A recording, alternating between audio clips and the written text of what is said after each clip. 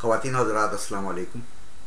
एक बार मैं फिर स्वीडन स्टॉकहोम से आप सबके सामने हाजिर हूँ और आज जो शख्सियत मेरे सामने बैठी है वो स्टॉकहोम में किसी तारुफ की मोहताज नहीं है।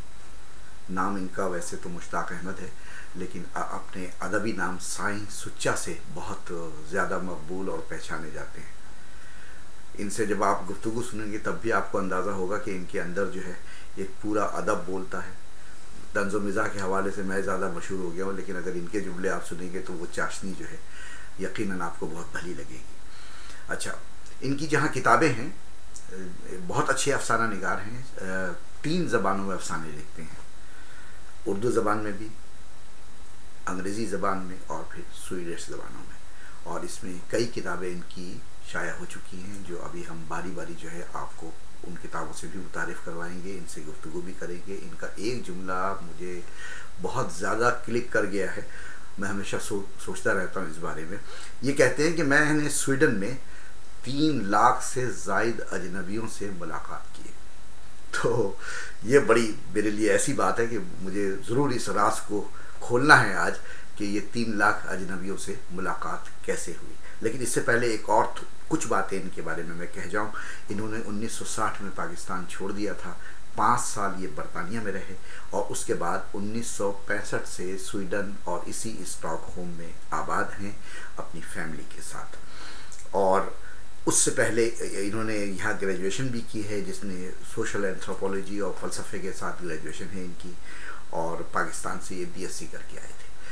तो एक और चीज़ इनके हवाले से जो मुझे वो भी बड़ी ज़बरदस्त लगती है, ये जो सोशलिज़म का फ़लसफ़ा है इसके बड़े ज़बरदस्त हामी हैं और इसके लिए इन्होंने क्या क्या जद्दोजहद की है और कैसे की है, क्यों कर की है, ये सारी आज की गुफ्तगू में शामिल होगी। तो साईं सुच्चा साहब, मैं आपको साईं सुच्चा कहकर मुखातिब करूं या मुश्ताक अहमद कहकर? जो दिल में आए। जो दिल में आए। नहीं, दिल में नहीं, ज़बान की बात कीजिए। मेरे ज़बान में क्या आए? जो आए। अच्छा, जो आए। तो मैंने जैसा कि आपसे तारुफ करवाया आपका, तो उसमें मैंने ये ख़ास तौर पे कहा कि आप जो है वो 3 लाख से ज़ायद अजनबियों से मुलाकात कर चुके हैं। तो लोग सबसे पहले तो यही सुनना चाहेंगे कि ये मुलाकातें कैसी हुई, सरेआम हुई, चोरी छुपे हुई, क्या हुआ? ये नहीं साहब जी, बड़ी मुहर्रक किस्म की मुलाकातें थी जी, क्योंकि ये सब की सब टैक्सी में हुई हैं। अच्छा। मैं टैक्सी चलाता हूँ और पिछले 39 बरस से टैक्सी चला रहा हूँ। अच्छा। तो अगर मैं गिनूँ फ़ी साल मुझे कितने लोग मिलते हैं तो ये तकरीबन 40 साल में 3 लाख अफराद बन जाते हैं। ओहो। अच्छा, तो ये क्या वजह है कि एक तरफ तो आप ग्रेजुएशन करते हैं और उसके बाद फिर आप टैक्सी चलाना शुरू कर देते हैं, और ऐसी चलाई है कि 40 साल से टैक्सी चला रहे हैं? जी नहीं, मैंने ग्रेजुएशन के बाद रिसर्च केमिस्ट का भी काम किया है। मैंने पैलिनोलॉजी में स्टॉकहोम यूनिवर्सिटी में भी काम किया है। अच्छा। मुख्तलिफ किस्म के काम किए हैं मैं। तो इतने हाई रैंकिंग के, इतने प्रोफेशनल काम करने के बाद जी टैक्सी चलाने का ख्याल क्यों आया? मैं बचपन से सोशलिज्म में मुझे दिलचस्पी थी। अच्छा। मैंने पढ़ा, बहुत मुतासर हुआ, लेकिन एक चीज़ मुझे हमेशा खटकती रही, वो ये कि सोशलिज्म के ऊपर लिखने वाले अक्सर जो काबिल लोग थे, मार्क्स हो गया, लेनिन हो गया, नाम लीजिए, इतने मर्जी नाम ले लीजिए, जी जी जी, उन सब ने लिखा तो ज़रूर मज़दूरों के मुताल्लिक़, लेकिन किसी ने मजदूरी नहीं की। ओह, अच्छा। और जो मजदूरी कर रहे थे उनके पास ऐसा इल्म नहीं था कि वो लिख सकते। सही। तो 1977 में मेरे जहन में ख्याल आया कि अगर मैं 5 साल कोशिश करूं कि एक मजदूर की तरह रहूं, तो 2 चीज़ें मेरे लिए ज़रूरी थी। पहली ये कि बतौर एक मजदूर के क्या मैं अपनी तनख्वाह पे जी सकूंगा, मैं, मेरी फैमिली और अगर मैं जी सकता हूं तो क्या वजह है कि बतौर एक टैक्सी ड्राइवर के स्वीडन में तो मैं जी सकता हूं, लेकिन हिंदुस्तान में नहीं, पाकिस्तान में नहीं, किसी अफ्रीकन मुल्क में नहीं, तो क्या फ़र्क है? तो इसी सिलसिले में मैंने रिसर्च का काम शुरू किया। ठीक है। टैक्सी एक बहुत अजीब काम है। इसमें आप हर शख्स को मिलते हैं, एक लम्हे बारात जा रही होती है, दूसरे लम्हे आप किसी को एक कब्रिस्तान में छोड़ के आते हैं, एक लम्हे कोई शादी करा रहा है तो दूसरे लम्हे अदालत से आप तलाक याफ्ता औरत को रोते हुए लेके आते हैं। वाह वाह।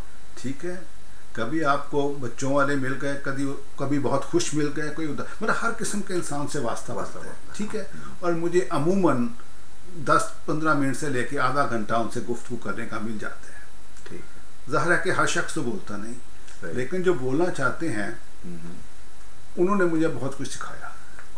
मेरी पहली यूनिवर्सिटी थी Punjab university, government college Lahore, उसके बाद स्टॉकहोम यूनिवर्सिटी।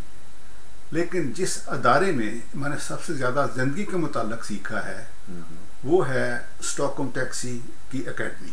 अच्छा। जिन लोगों से यहाँ वास्ता पड़ा है, जहाँ मैंने ज़िंदगी को परखा है, वो स्टॉकहोम टैक्सी स्टॉकहोम की मुलाकात जिन लोगों से हुई। सही। तो इसलिए मैंने ये काम किया। तो क्या लिखने का मुहर्रिक भी यही बात बनी? नहीं, मैं लिख रहा हूँ 1955 से। अच्छा जी। तो क्या लिख रहे हैं 1955 से? कहानियाँ, अफसाने शुरू में। अच्छा, बिल्कुल। अच्छा। उसके बाद जब मैं बरतानिया आ गया उस वक्त मेरी उम्र 19 बरस थी। ठीक है। तो अगले 10-12 साल इसी जद्दोजहद में गुजरे कि जीना कैसे है। मैं खालियात आया था और एक दिन खालियात जाऊंगा भी, लेकिन इसके दरमियान बहुत कुछ चीज़ों की ज़रूरत होती है जीने के लिए। बिल्कुल। ठीक है। तो मैं काम करता रहा और फिर मैंने दोबारा 1982 में लिखना शुरू किया। अच्छा, उसके बाद? हाँ। अच्छा, गैप रहा? गैप लिखता रहा दूसरी चीज़ें, लेकिन वो सब टेक्निकल चीज़ें थी। अच्छा। यूनिवर्सिटी के मज़ामीन, थीसिस, ऐसी चीज़ें। अच्छा। लेकिन जो तख्लीकी काम था वो मैंने 82 के बाद दोबारा शुरू किया, जबकि मैंने अपनी पहली किताब द रूट्स ऑफ मिज़री लिखी। जी जी जी जी। तो जनाब ज़रा आपकी पहली किताब को हम यहाँ देखते हैं और उस पर हम बात करेंगे जी, क्योंकि ये आपकी बड़ी अहम किताब है और इतनी सारी आपकी किताबें हैं कि मैं वहीं से ढूंढ रहा था कि ये किताब कहाँ है। तो नाजरीन ये देखिए, ये किताब जिसका जिक्र अभी अभी जो है साहिद सुच्चा साहब ने किया है, ये अंग्रेज़ी ज़बान में लिखी गई है और 1985 में शाया हुई। 85 में शाया हुई। और ये जो अदबी हल्का है उसमें ये किताब जो है वो बहुत मकबूल हुई और ये एक बड़ी सच्ची किताब कही जाती है। तो मैं ज़रा आपसे ये पूछूंगा कि ये किताब में है क्या, असल में क्या कहा है आपने और किस अंदाज में कहा है? जी हाँ, मैंने पहले स्वीडन का और पाकिस्तान का मुआवजा किया। अच्छा। एक सनती मुल्क और एक गैर सनती मुल्क। सही। और दोनों में जो मज़हब है, ज़ुबान है, हर चीज़ का मुकाबला किया कि इन दोनों में क्या फ़र्क है। सही। क्यों यहाँ पे भूख नहीं है स्वीडन में और क्यों पाकिस्तान में भूख मौजूद है। हालांकि पाकिस्तान जो है एक ज़राई मुल्क है और सबसे ज़्यादा दुनिया में खुराक पैदा करता है। उन मुल्कों में से एक मुल्क है जो खुराक पैदा करते हैं। बिल्कुल। उसके बावजूद वहाँ भूख की बहुतात है। स्वीडन जहाँ कुछ पैदा नहीं होता, यहाँ भूख गायब है। ठीक है। तो जहन में पहला ख्याल ये था। ठीक है। फिर मैंने यह तयन करने की कोशिश की कि दुनिया में कौन सी चीज़ें, ज़िंदगी में कौन सी चीज़ें हैं जो एक इंसान के ऊपर सबसे ज़्यादा असर रखती हैं। ठीक है। और वहाँ पे मुझे दो ही चीज़ें मिली। पहली, वो ज़ुबान जो आप बोलते हैं, उस ज़ुबान का दर्जा कि आप किस सतह पे उसको बोलते हैं। ठीक। और दूसरी, आपका ज़िंदगी के ऊपर फ़लसफ़ा, फ़िलॉसफी ऑफ लाइफ जो है। ठीक। मसलन अगर आप ज़हनी तौर पे ये ख्याल लेके बड़े हुए हैं कि खुदा ने जो मुअय्यन कर दिया वो मुअय्यन है, तो आप तो वहीं फंस गए ना। ठीक है। आप में वो हरकत भी पैदा नहीं होती जो कि एक इंसान में पैदा होनी चाहिए, जो कि अपने को महदूद महसूस करता है। लेकिन उसके मुकाबले में दूसरे ममालिक जहाँ आपको सिखाया जाता है कि आपकी मेहनत जो है उसका फल ही आपको ज़िंदा रखेगा। मतलब हाथ हिलाने से बात बनती है, हाथ उठाने से बात नहीं बनती। वाह। ठीक है। तो मैं इसका कायल हूँ खुद भी। अच्छा। मैंने हाथ पाकिस्तान में उठाने वालों को भी बहुत देखा। हमारा मुल्क, हमारा घर जो था बहुत मजहबी मुल्क था, बड़ी दुआएं मांगी जाती थी। ज़रक़ेज़ हम दुआ मांगने में। बिल्कुल बिल्कुल, बहुत बहुत आगे पीछे। गरीबों की सबसे बड़ी दुआ जो है वहाँ दुआ है। बिल्कुल। और मुश्किल है कि ना दुआ चलती है ना दवा चलती है। सही। ठीक है। भूख जो है वो मुसलसल उनका दोस्त है। तो वो कंपैरिजन उसमें असल में शामिल है स्वीडन का और पाकिस्तान का। सनती एतबार से, माशरती एतबार से मजहबी एतबार से, हर तरीके से कि मतलब अगर स्वीडन आगे है तो क्यों है, पाकिस्तान जो है इतना पीछे क्यों रह गया, तो वो क्यों रह गया, ये रह गया। और उसके बाद मैं इस नतीजे पहुंचा हूँ जिसको मैंने कहा है कॉन्शियस एग्जिस्टेंस। ठीक है, कि हर फर्द बैक वक्त दो मुख्तलिफ दुनियाओं में जी रहा होता है। ठीक, एक वो दुनिया जो आपके अंदर है जिसमें हर चीज़ जब तक आप हैं वो कायम है, बिल्कुल, चांद सितारे, खुदा, बीवी बहन भाई उस वक्त तक हैं जब तक आप हैं। दूसरी वो दुनिया जो आपसे बाहर है जिसमें फ़र्क ही नहीं पड़ता कि आप हैं या नहीं हैं, वो अपने हिसाब से चलती रहती है। बिल्कुल, और आपको दोनों में बैक वक्त जीना पड़ता है और उसके बीच में तवाज़ुन रखना पड़ता है। आप या तो अपने में गुम हो जाएं तो गए, और अगर दुनिया की खिदमत करते रहे तो भी गए। तो आपने अपना भी ख्याल रखना है और जो आपके इर्द गिर्द हैं उनका भी ख्याल रखना है। दुनिया में आए हैं तो दुनिया को भी कुछ दे जाएं और अपने लिए भी दुनिया में कुछ ना कुछ और इसी का नाम सोशलिज्म है। ठीक है, सोशलिज्म जो लफ्ज़ है वो एक फ्रांसीसी लफ्ज़ है, सोले, इसका मतलब है बांटना, शेयर करना। ठीक, लेकिन सिर्फ पैसों का नहीं बल्कि ज़िंदगी की हर चीज़ का, अपना वक्त, अपना प्यार, अपनी दोस्ती, खाना, पैसे, उसका नाम सोशलिज्म है। ठीक है, ठीक है। तो मेरे जहन में शुरू से फलसफा यही रहा है। अच्छा, और उसी को आपने इस किताब में बयान किया है? उसी को मैंने इस किताब में भी बयान किया है और बाद में अब जो मैंने अपनी थीसिस लिखी है 39 साल के बाद, अच्छा, सोशलिज्म के ऊपर, अच्छा, उसके बीच में मैंने उसको टेक्निकल तरीके से पेश किया है। अच्छा, ये इस किताब के हवाले से आप किसी साहब का बता रहे थे, क्योंकि इसमें एक चीज़ बड़ी मेरे ख्याल में इसी किताब में है, वो दिलचस्प है कि एक तरफ आपकी समा भी है, आपकी सवाने हयात भी बिल्कुल है ना जी, और वो भी अच्छे खासे पेजेस पर हैं, 45 सफ़ात पे। तो वो कहा यह जाता है कि उसमें इतनी सच्चाई से आपने काम लिया है कि सब दोस्त दुश्मन बन गए। अच्छा कोई ऐसा सच्चा भी था जो दुश्मन से दोस्त बन गया? शाहिद अख्तर साहब ने यही कहा था ना टोरंटो में कि जिसने पढ़ी चाहे दोस्त था वो भी, उसको भी मैंने भगा दिया। बिल्कुल नहीं, बात यह है कि पहले तो बात है मैंने 45 सफ़े इसलिए लिखे कि जब आप किसी किस्म का भी तनकीदी काम करते हैं तो आपके ऊपर फ़र्ज़ बन जाता है कि आप बताएं कि आप खुद कौन हैं। सही, आपकी अपनी शिनाख्त क्या है, बिल्कुल, आपकी अपनी सोच क्या है। ठीक है, उसके बाद आप जब तनकीद करेंगे तो दूसरों को नज़र आएगा कि आप किस ज़ाविये से उसको देख रहे हैं। सही, तो इसलिए मैंने अपनी ज़िंदगी के जो पहले 45 सफ़े हैं अपने मुतल्लिक़ है, मैं कहाँ पढ़ा, कैसे ज़िंदगी गुजारी, क्या काम किए, वो है। उसके बाद से मैंने किताब लिखनी शुरू की और वो लिखते लिखते मैं मुश्ताक अहमद से साइंस उच्चा हो गया। अच्छा जी, तो ये साइंस उच्चा का इंतखाब कैसे हुआ इस नाम? मैं बताता हूँ। जब मैं पैदा हुआ था तो सेकंड वर्ल्ड वॉर जारी थी। ठीक है, हर कोई अपने को मारने, एक दूसरे को मारने पे तुला हुआ था। जब मैं 6 बरस का हुआ तो पार्टीशन आ गई। अच्छा, ठीक है, उसमें हर अपने हमसाए को मारने के ऊपर तुला हुआ था। ठीक है, जो एक दिन पहले दोस्त थे, हमसाए थे, हफ्तों के दरमियान, महीनों के दरमियान उनको कत्ल भी कर दिया, भगा भी दिया, सब कुछ किया गया। ठीक है, उसके बाद जिस घर में मैं पैदा हुआ हूँ वहाँ पे 3 मज़हब थे। उसमें घर में 4 ज़ुबानें बोली जाती थी। मेरे वालिद ने 3 मरतबा शादी की तो बड़े बहन भाइयों की भी बहुतात थी। टेक्निक तौर पे जिन्हें बहन भाई कहते हैं वो बहुत कम को जानता हूँ। उसके बाद मैं 19 साल की उम्र में बरतानिया चला आया। यहाँ पे भी जैसे ज़िंदगी गुजारी उसका यहाँ पे जिक्र है। अच्छा, इब्तदाई हालात जो बरतानिया में रहे आपके साथ? बिल्कुल, स्टॉकहोम में भी रहे? बिल्कुल रहे। और मैंने पाकिस्तान में 2 मरतबा लोगों को एक लम्हे खड़े देखा है, दूसरे लम्हे गिरते देखा है। एक दफ़ा जब हैज़ा फैला था, दूसरी मरतबा इन्फ्लुएंजा फैला था। और मेरी ज़िंदगी का सबसे जो संगीन तजुर्बा था वो 6 बरस की उम्र में था, जब मुझसे 6 चंद मीटर के फासले पे एक सिख को कत्ल कर दिया गया था। और मैंने उसको देखा, वो कई किताबों में दर्ज है। अच्छा। ठीक है, उस वाक़े का। और मुझे जो एक चीज़ शुरू होती है कि बहुत बड़ी कुदरत है, बहुत बड़ी हस्ती ऊपर मौजूद है जो लोगों पर रहम करती है, सब करती है, मुझे कहीं मिली नहीं। ठीक है, तो मैं फिर उस ख्याल से ही बागी हो गया। अच्छा। मुझे सोचना पड़ा कि ज़िंदगी को मैंने किसी और तरीके से देखना है। अच्छा, तो इन तमाम मराहल से गुजरने के बाद तो ये बगावत ही वो वजह थी जिसकी वजह से आप पाकिस्तान छोड़कर इधर आए? हाँ, हर शख्स झूठ बोल रहा था। अच्छा अच्छा। हमारे घर में झूठ, हमारे उस्ताद झूठ बोल रहे थे, मतलब इंसानों के दोहरे चेहरे थे। जो टीचर आपको अभी कुछ कह रहे हैं, बाद में उनको जिंदगी बाहर जाके देखें तो किरदार बिल्कुल मुख्तलिफ था। सही, ठीक है, मुनाफिकत बहुत ज़्यादा थी। तो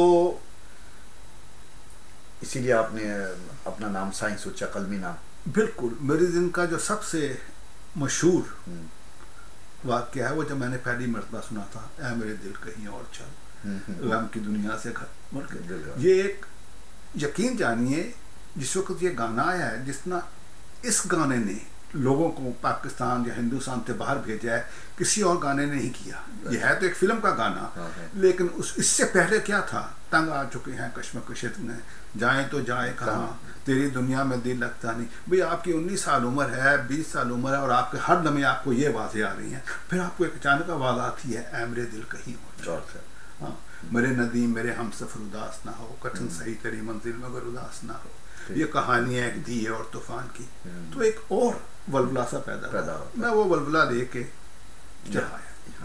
अच्छा, एक और साहब ने आपकी इस किताब पर तबसरा किया था, हिंदुस्तान के कोई साहब थे गालिबा, उन्होंने कहा कि साईं सुच्चा, ये जो तुमने किताब तख्लीक कर दी है, इसके बाद तुम कोई और, ज़रा वो बताइए मुझे। उनका नाम बहुत मुअज़्ज़ज़ नाम है, मुल्क राज आनंद जी।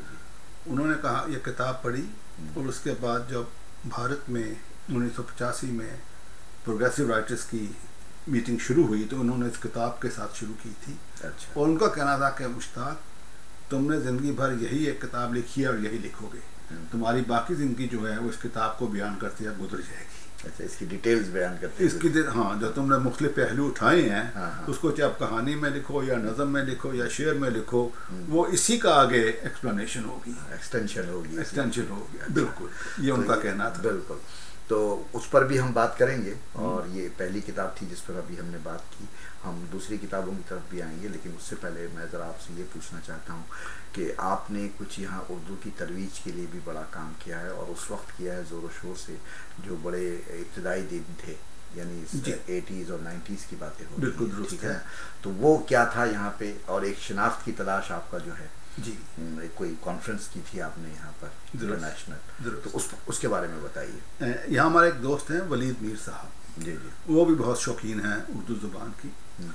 तो वो मेरे पास आए 1984 में और कहने के, यार देखो अहमद फराज का तर्जमा करना है, करोगे? मैंने कहा ठीक है, करेंगे। तो मैंने अहमद फराज का सबसे पहले स्वीडिश में तर्जमा किया।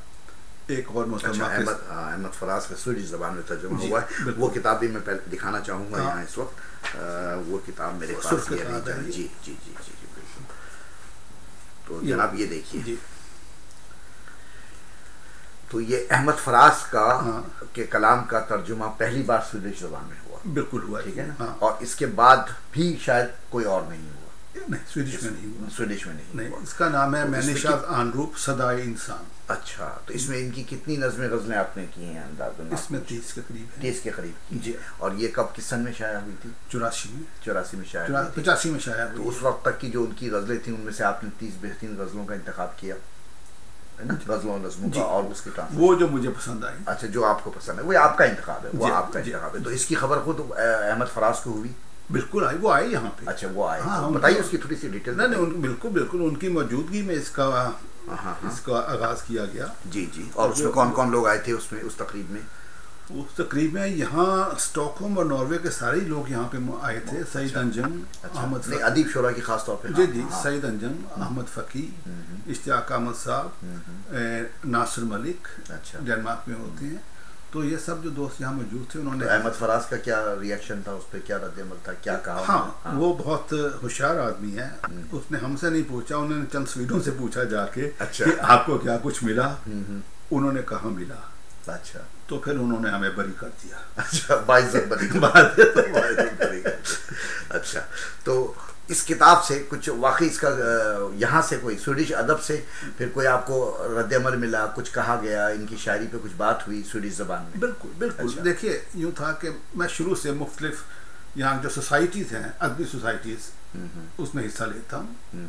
जब इरफान मलिक साहब यहाँ थे, मैं थे, तो हम हर दूसरे हफ्ते जाके फराज साहब, फैज साहब, सहर की नज़में उसमें पढ़ते थे, स्वीडिश उर्दू में भी और स्वीडिश तर्जमे के साथ। वाह वाह, ठीक है। यहाँ की अदबी महफिलों का हिस्सा है कि आप अमूमन 2 ज़बानों में पढ़ते हैं। ठीक है। एक ओरिजिनल ज़बान हमेशा, अच्छा, और उसके साथ जो तर्जमा किया गया हो। ठीक है। तो पहले फराज साहब थे, उसके बाद मैंने फैज़ का तर्जमा किया। जी हाँ, वो किताब भी यहाँ मौजूद है, फैज़ साहब की किताब भी यहाँ मौजूद है, वो भी मैं आप लोगों को दिखाता हूँ। ये 2 ज़बानों में तर्जुमा हुई है। एक तो ये देखिए आप अंग्रेजी में, ये अंग्रेजी में, इसको मेमोरी के नाम से छापा गया है। और ये सिर्फ आपने की है, कोई और भी आपने? नहीं, मैंने किया, सिर्फ आपने अकेले की है। और उसके बाद यही, अच्छा, जो नज़में इसमें शामिल थी वही नज़में तकरीबन वो उसमें भी है, वही नज़में स्वीडिश ज़बान में। फैज़ साहब उस वक्त जिंदा थे? नहीं, फैज़ साहब का इंतकाल हो चुका उनका, वो उनका इंतकाल 84 में हुआ है। अच्छा, और ये किताब कब आई? ये मेरा ख्याल है, मैं आपको देख के बता देता हूँ, मुझे ज़बान नहीं याद, लेकिन उसके गिर्द आई है, लेकिन बाद में आई है जी। तो 87। तो ये भी फैज़ साहब का स्वीडिश ज़बान में पहला तर्जुमा था उनके कलाम का? या स्वीडिश में पहला था? अंग्रेजी में तो पहले हो चुके हैं बहुत से, स्वीडिश में पहला तर्जुमा था। वाह। और उसके बाद मैंने सहर का तर्जुमा किया। जी, उसके बाद ये साहिर का भी जो है, उसका नाम साहिर लुधियानवी की भी जो है स्वीडिश ज़बान में तर्जुमा हुआ। आप लोग देखिए किताब का नाम भी रखा गया साहरी। बिल्कुल। और मैं बैक टाइटल दिखाता हूँ, क्योंकि इस पे जो है एक नज़्म का तर्जुमा आपको नज़र आ रहा होगा, उर्दू भी लिखी है, स्वीडिश भी लिखी है। तो जनाब, ये तो बहुत बड़ा काम है। तो ये इन कामों को कभी पाकिस्तान में किसी इदारे की तरफ से कुछ सराहा गया, कभी कुछ? हाँ, वहाँ भी भेजा गया इसको। ये शाया भी हिंदुस्तान में हुई हैं 2 किताबें, तो इनको बाकायदा पसंद किया गया। अच्छा। और अभी जो फैज़ साहब की किताब लंदन से जारी हुई, जहाँ ने उनकी 100 बेहतरीन नज़मों को चुना है, उनमें से 30 मेरी हैं। वाह वाह। तो ये मेरे लिए बहुत बड़ी एजाज़ की बात है। बिल्कुल। ये भी बड़ी बात है कि हमारे उर्दू ज़बान की शायरी को और इतने बड़े नामों को आपने स्वीडिश ज़बान में, स्वीडिश में भी और अंग्रेजी में भी, क्योंकि अंग्रेजी बहुत वसी ज़बान है। वसी ज़बान है। और अंग्रेजी में तो चलो फिर भी और लोग भी काम कर रहे थे, लेकिन ये बड़ा आपके लिए एक एजाज़ है कि एक स्वीडिश ज़बान में आपने किया, एक नए ज़बान की खालिब में उसको ढाला। तो बिल्कुल। तो अच्छा, फिर उसके अलावा जो है इसके तहत वो एक आपकी जो शिनाख्त की तलाश की बात हो रही थी, वो क्या था? एक कॉन्फ्रेंस जो आपने? हाँ, जब 1985 में मैं लंदन गया, तो वहाँ मेरी मुलाकात हुई खालिद सुहेल के साथ। अच्छा। वो एक इत्तफाकन मुलाकात थी, लेकिन वो मुलाकात कुछ ऐसी अजीब मुलाकात थी कि हम एक लम्हे में दोस्त बन गए। मुझे ये तजुर्बा पहले किसी और इंसान के साथ नहीं हुआ। हम 2-3 घंटे वहाँ बैठे, और किसी खातून के साथ भी नहीं हुआ ऐसा तजुर्बा? नहीं, यूँ नहीं कि एक लम्हे में ऐसी बात हो जाए। अच्छा, ठीक है। क्योंकि फर्स्ट साइट की लव मशहूर है ना, पहली नज़र की मोहब्बत। फर्स्ट साइट जो होती है वो लव नहीं होता, वो क्रश होता है। अच्छा, क्रश होता है। चले आगे बढ़े। मैंने थोड़ा सा हल्का फुल्का टच देने की कोशिश की। जी। तो खालिद साहब से जब मुलाकात हुई, उसके बाद वो तो कनाडा चले गए, मैं यहाँ आया, लेकिन हमारी खत व किताबत जारी रही। तो उसका ख्याल था कि हम मिलकर कोई कॉन्फ्रेंस करें जहाँ के हम ये मुय्यन करें कि आज हम कौन हैं। ठीक है। मसलन अगर मैं पैदा लाहौर हुआ हूँ और आज का स्टॉकहोम में रहता हूँ, तो क्या मुश्ताक लाहौरिया हूँ या मुश्ताक स्टॉकहोल्मिया हूँ? ठीक है। ठीक है। यही बात उनके ऊपर आई कि क्या वो मतलब है कि उनकी आज शनाख्त क्या है।